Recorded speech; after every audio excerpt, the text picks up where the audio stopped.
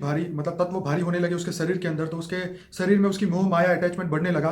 तो उस जब वो आत्मा मृत्यु के समय तक अपनी आत्मा को शरीर से छोड़ना नहीं चाहती, तब यमराज के दूत आके उसको खींच के बाहर लेके जाते थे। तो ये उनकी ड्यूटी थी। कई मनुष्य जाना चाहते थे कि मैं शरीर छोड़ के ऊपर जाऊं, हाँ। मगर वो आत्मा को कैसे निकालने उसका नॉलेज नहीं था उसी टाइम में।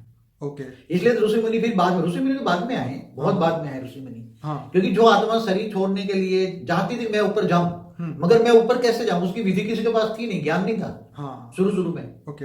जब मनुष्य बना नया नया और ऊपर जा नहीं सकता था, ठीक है।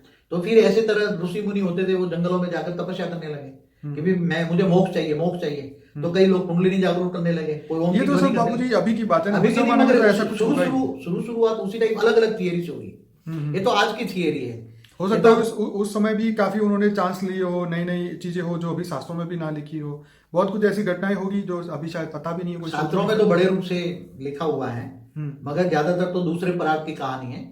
तो आपका मतलब ये है कि जब सतयुग खत्म होता है, त्रेता शुरू होता है, तो जब मनुष्यों के अंदर भारीपन बढ़ता जाता है और वो जब अपने मोह वश जो शरीर को छोड़ना नहीं चाहते, तब मृत्यु का सर्जन करवाया गया। क्योंकि धरती पे बहुत बोझ बढ़ रहा था और धरती पे पूरा जो है स्टेबलाइज नहीं रह रही थी धरती। पहले तो यमराज यमदूतों को भेजकर उसकी आत्मा को खींच लेते थे, उसकी आत्मा को ही खींच लेते जबरदस्ती। हाँ। क्योंकि भाई चल अब तेरा टाइम पूरा हो गया, चल।